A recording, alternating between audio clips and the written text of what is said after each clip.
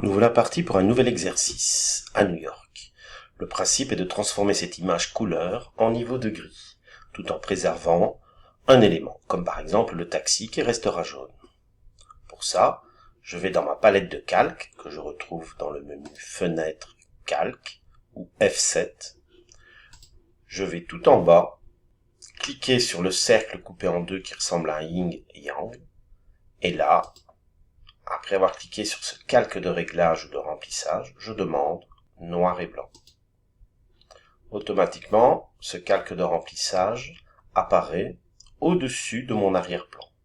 À côté, il y a un masque. Ce masque est tout blanc.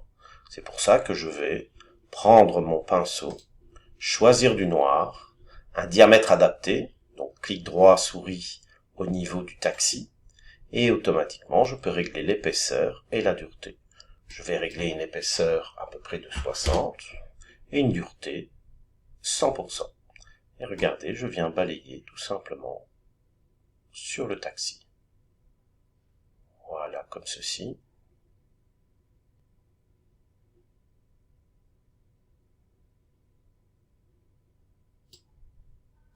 Bien sûr, si vous dépassez accidentellement, il suffit d'intervertir en cliquant sur la petite flèche qui se trouve ici ou sur la touche X. Et avec du blanc, je viens éliminer ma couleur. Voilà, comme ceci. Voilà notre première étape de cet exercice. Un tout petit détail, grâce à la fenêtre propriété, vous allez pouvoir régler des contrastes dans les rouges, des contrastes dans les jaunes, etc. pour les autres couleurs. Je vais maintenant prendre mon outil texte, je vais cliquer pour pouvoir écrire mon stop, S-T-O-P, et puis je règle la police, son style, dans ce cas-ci je vais prendre Bold pour avoir un caractère assez gras. J'ai la possibilité de régler aussi sa force de corps ou la taille du caractère, et puis je valide. Je prends mon petit rectangle de sélection, je vais sélectionner mon texte, et je vais, à ce moment-là, demander de copier, Command-C, ou CTRL-C sur Windows, ma police de caractère, donc mon stop. Au moment où je l'ai copié, voilà, je vais pouvoir le jeter à la poubelle, désélectionner en faisant Command-D, puis je pars dans le menu filtre et je demande alors à ce moment-là de créer un point de fuite. Je ne peux pas créer un point de fuite tant que je suis sur le calque de réglage.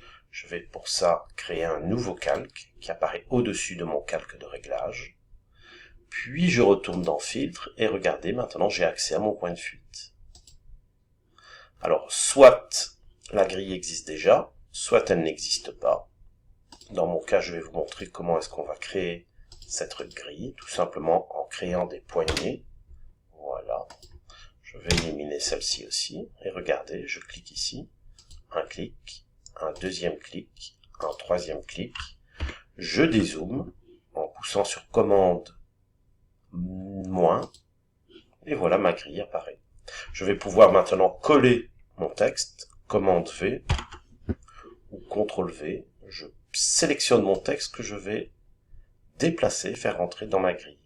Automatiquement, vous voyez que le texte prend la position. En poussant sur la lettre T, vous allez pouvoir transformer votre texte. Réduire, déformer, et en vous plaçant à l'extérieur des poignées, et en poussant bien sur Shift, vous allez le faire pivoter par pas. Regardez, voilà, un petit bug. On va essayer de le rectifier. Ça ne fonctionne pas. Ah, voilà, j'y suis presque. Et je valide en cliquant sur OK. Dernière petite étape, je diminue légèrement l'opacité. Voilà, à peu près aux alentours des 80. Et voilà, nous avons terminé notre exercice. À vous de jouer.